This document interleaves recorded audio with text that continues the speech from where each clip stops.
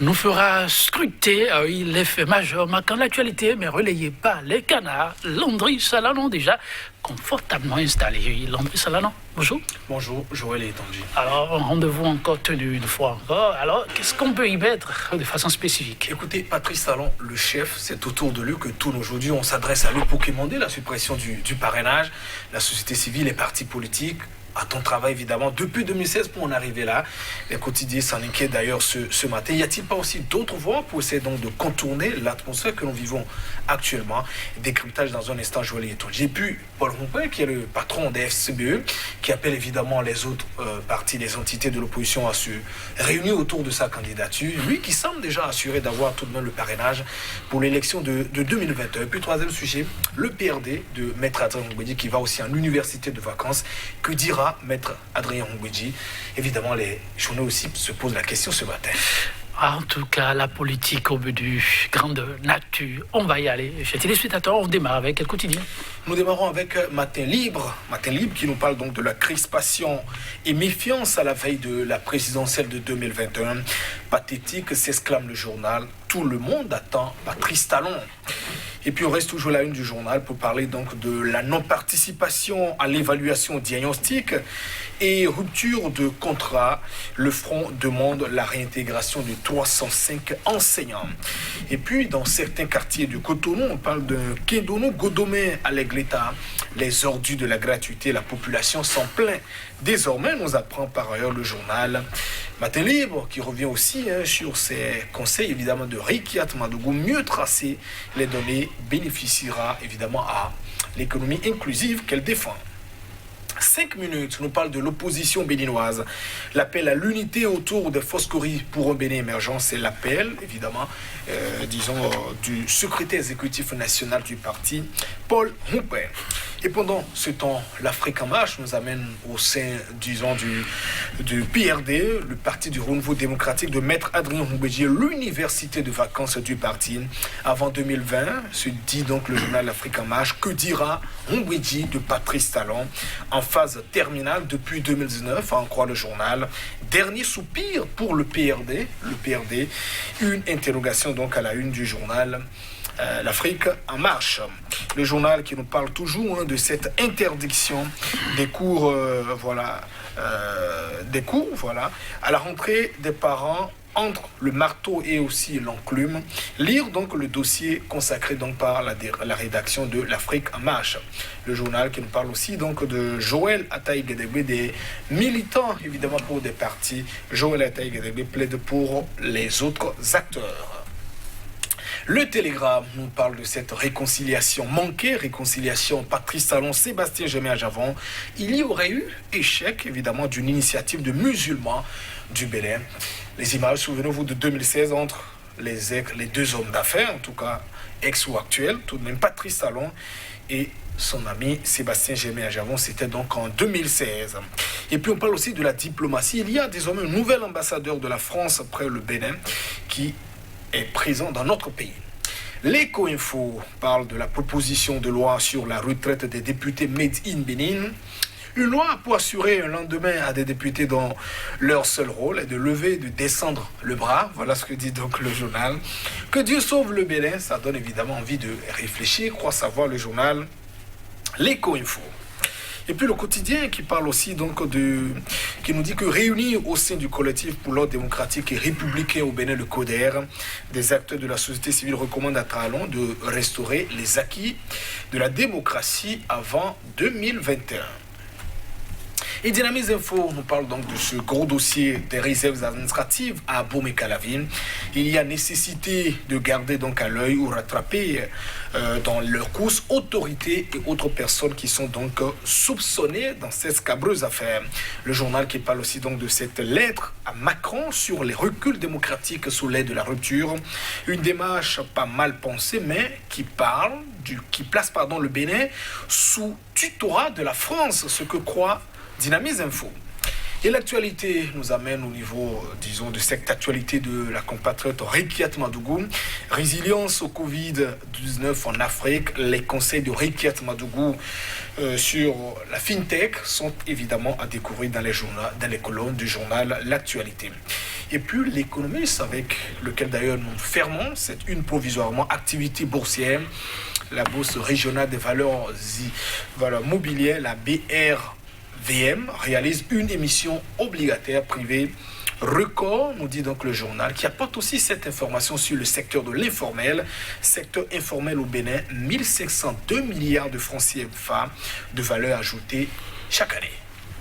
Merci Landry Salanon. Que deux sujets, franchement, il y en a eu. Nous allons démarrer par celui-là qui aura aussi marqué l'attention pathétique. Tout le monde attend Talon, signé Matin Libre. Oui, c'est la manchette d'ailleurs du journal aujourd'hui. Pathétique s'exclame Matin Libre. Tout le monde attend Patrice Talon pour décrire un peu cette atmosphère que nous observons. Le chef de l'État qui contrôle, disons, la totalité des députés au niveau du Parlement, 83, lui qui peut s'assurer au moins, disons, de plus de 70 maires, 71 pour être beaucoup plus précis, puisque le seul encore à Paracoule a été arraché. En tout cas, on était donc à 7 pour les forces groupes Bénin émergents.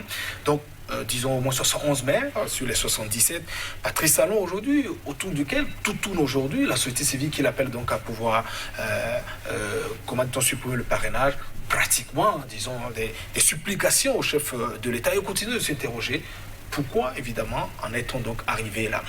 Je peux quand même dire, Joël, contrairement à l'esprit démocratique où, évidemment, tout devrait donc tourner autour des institutions beaucoup plus fortes qu'on devait donc mettre en place. Ce qu'on note, c'est quand même, disons, un homme qui devient beaucoup plus fort. Ce qui est aussi contraire, il faut quand même aussi le rappeler, disons, aux engagements, aux promesses du chef de l'État, Patrice Talon. Souvenez-vous, lui qui posait donc un diagnostic pendant la campagne, disons 2015, fin 2015 et début 2016, en disant le président était donc véritablement fort. Il faut donc travailler à réduire ses pouvoirs. Évidemment, une proposition a été donc faite, même si deux initiatives ont été donc rejetées. La troisième, qui est passée en procédure d'urgence, on n'a plus vu, évidemment, toutes ces propositions qui devaient donc contribuer à ralentir les élans du président, notamment à anéantir, à réduire, j'allais dire, ses pouvoirs et plutôt élever, disons, les institutions. Depuis 2016, disons, on a donc travaillé à rendre le président de la République beaucoup plus fort. Et j'en conclus, peut-être partiellement à ce niveau, à un échec pour moi du système partisan, parce que même les collaborateurs du chef de l'État, même ses soutiens, ses partisans, je veux parler de ces députés qui ont voté donc toutes ces lois en nous disant il faut rendre beaucoup plus fort les partis politiques.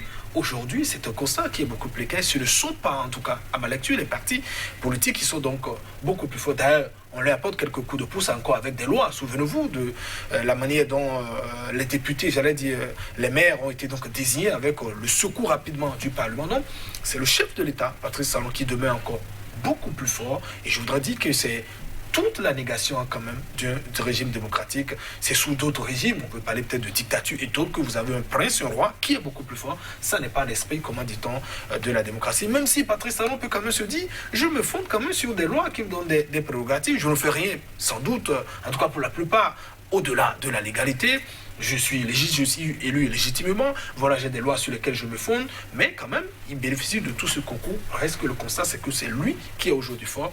Et je crois que tous ces députés aujourd'hui qui ont travaillé, ou tous ces collaborateurs qui ont travaillé à mettre en place ce système partisan, pour moi, c'est un échec total. Ils doivent quand même se revoir. Puisqu'on en est aujourd'hui, là, Joël dit pratiquement à supplier, le chef de l'État a dit travailler, évidemment, pour, comment dit-on, faire sauter le verrou du parrainage, même si on sait que nous sommes dans un régime où il y a la séparation du pouvoir. J'entends des députés dire, est-ce qu'en principe, au chef de l'État qu'il faut donc s'adresser, c'est que tout le monde sait aujourd'hui qu'ils ne peuvent pratiquement rien faire sans Patrice Talon, qu'il est tient aujourd'hui. Malheureusement, c'est le constat, ils ont proclamé leur indépendance, c'est ce que nous vivons, et, comme on le dit, ils doivent pouvoir souffrir un peu, qu'on puisse quand même le leur rappeler, Joël. En tout cas, dans cette logique, il y aurait eu depuis quelques jours une voix qui manque à l'appel, un soutien, pas des moindres, un grand présidentiable. Il allons Maître Adrien Oumbédi. L'université de vacances est pour bientôt, nous apprend l'Afrique en marche, mais que dira l'homme fort de l'OIB Plateau?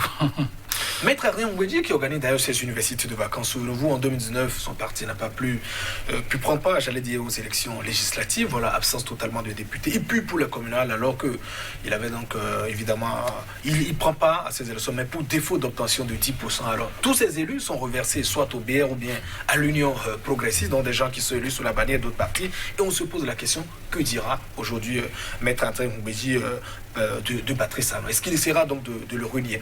Alors, je reste un peu, je regarde un peu dans le rétroviseur, un peu avant évidemment 2016, où déjà le PRD disait, quel que soit celui qui viendra quand même au pouvoir, nous serons dans de la mouvance présidentielle.